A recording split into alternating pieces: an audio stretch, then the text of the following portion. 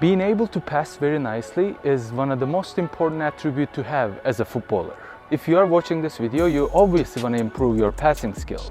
But before you actually watch this video and try to improve your passing skills, make sure you watch my previous video about first touch and really master how to control the ball very nicely without losing the ball or being confident when you are trying to control the ball. Because passing and first touch is really connected attributes that you have to improve together. For you to actually pass the ball, or for you to have the ball to actually prepare yourself to pass, you have to receive the ball at some point.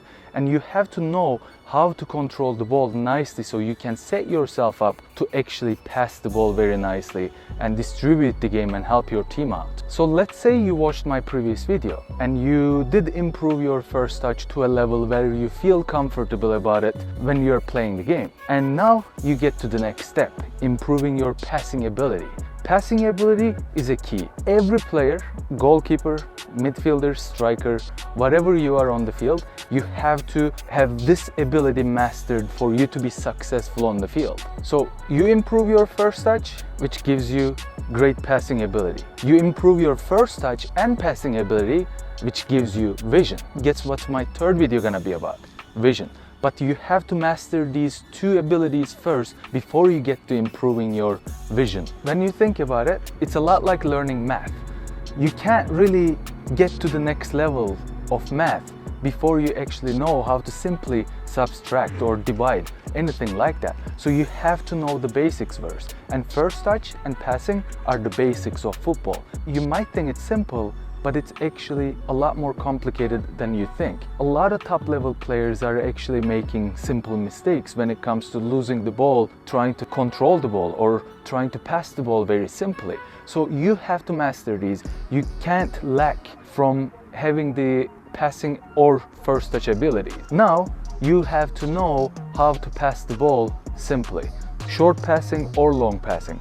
This all depends what part of the foot should be connecting with the ball or how much power you need to be using to actually achieve a successful pass. So simply, for a successful short pass, you need to be using this part of your foot when you're trying to achieve the short pass, which is about 2 to 5 meters, I would have to say, which is the inside of your foot where you get slight curve, but your foot is more composed over the ball and you're actually more consistent with it when you use the inside of your foot. You can also use the top of your foot to be able to get the perfect short pass, but it's not as consistent and it's more of a fancy way of trying to improve your short pass. So simply, first of all, use the inside of your foot when you're first trying to get used to have a perfect consistency with your short passing.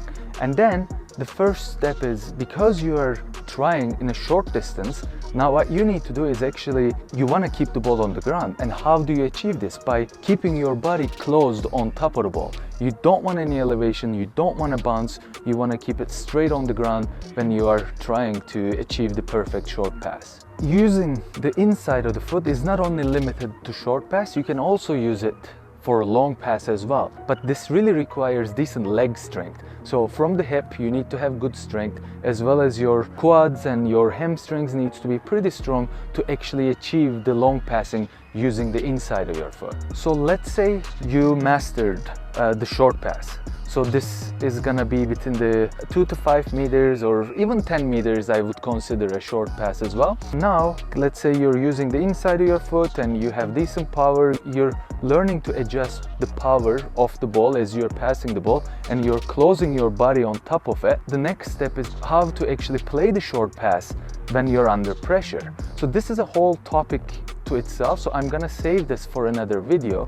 But it's really important to be successful as a football player to actually learn how to work under pressure, because on the pitch, no matter what position you play, you will be under pressure. And a successful defender or successful opposition will not allow you to turn or pass very easily. So what they're gonna do is they're gonna actually pull you from your shirt or pull you from your shoulders or push you so you are off balance when you are passing these balls. So that's gonna be the next video where you're gonna learn to pass the ball under a lot of pressure, because that's the reality of the game. You're gonna be under pressure. football equals pressure. The other important thing is actually to adjust the speed of the ball when you're passing, whether it's a short pass or a long pass. When you are trying to achieve a successful short pass, you don't want the pass to be too weak, because it's more dangerous than actually being more powerful, because if the pass is short and it's weak pass, the opposition could easily interrupt and go away to actually counterattack your team, which could be very dangerous. So personally, if I was your coach, I would actually want ball to be overpowered and actually reach your teammate, rather than ball is short in the middle and opposition coming and grabbing quick. So it's almost like when you overpower it, I'm not telling you to overpower it, you should perfectly power the ball, but if you were to deciding in between, or is it going to be too weak or too powerful, I'd go for more powerful side of it, because this also kind of creates that you are getting rid of the responsibility as well by giving it to your teammate, where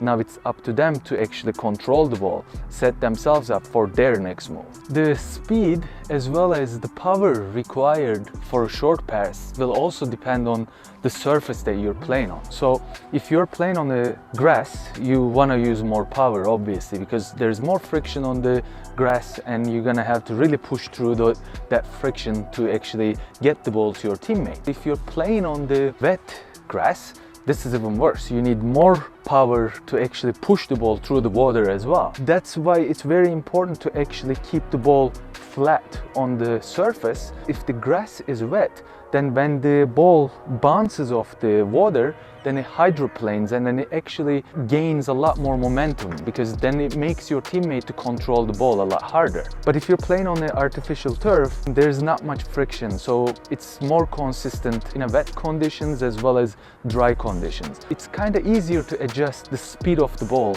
on the turf compared to playing on the real grass. I prefer my short passes one touches, so I don't really take a touch. I just immediately as the ball arrives to me, I just gently tap it to my teammate. But sometimes this is not going to be the case, so you actually have to take a touch, look up, and then play it to your teammate. If you are playing short to your teammate, and if you are playing one touch without having to control the ball, just receive it and then pass it immediately, you actually don't really make a movement with your leg. Just keep a very steady leg shape and then immediately touch it, like tap it, like don't even try to push your leg through the ball to actually pass it. This might cause to overpower your pass. But if you are taking a touch and then passing to your teammate, that's when you actually have to take the touch and then slightly push the ball towards your teammate. So next we get to the long passing. And for long passing, don't worry about the first touch or the one touch passing, because it's very challenging to actually play the long ball without having to control the ball first. Most likely you'll always have to control the ball before you actually play the long ball. So let's say you control the ball, set yourself up, lift your head up. After you control the ball, especially if you're playing a long ball, always lift your head up before you actually pass the long ball. So for the long ball, generally you want to use the top of your foot to be able to get good power from it. You want to bring your leg back to your hip, and then as you're bringing the leg back, you are allowed to bend your knee, but when the leg is coming backwards. But as it's making the forward momentum, that's when leg cannot be bent, and you want to go slightly under the ball to make that great connection to send the long balls. You can use the inside of your foot, but generally you want to use the top of your foot to get a better power from it and better consistency.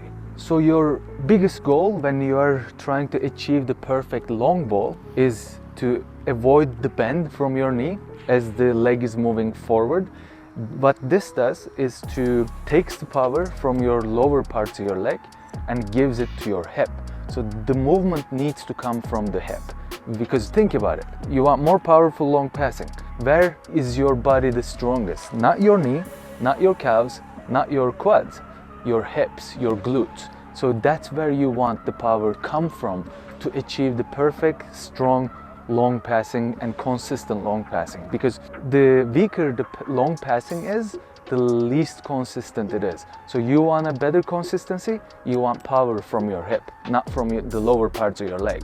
Upon your requests, I can always make a specific long ball passing video as well. So just let me know in the comments, and you guys all know that I do follow through with the request. I would make a video if you really wanted me to make a long passing video, so just drop a comment. My biggest suggestion to you, if you want to be successful as a team, to really avoid long passing and try to keep it as short as possible, because short passing means that your team gets to keep the ball, where if you keep sending long balls, this means that there's more risk to lose the ball, because long balls are always more inconsistent than short passes. So that's why you want to keep the ball short as a team, unless it's necessary to play the long balls. And passing, as I said at the beginning, a key to a successful football player. Just remember, ball is always faster than you. If you enjoyed this video, please drop a like, subscribe to my channel with the notifications on, and you can also find my playlist right over here. You can become a member to my channel, where I can give you a one-on-one football education, basically, to bring you to the next level. Thanks for tuning in. I hope you enjoyed this video. I'll see you next Sunday.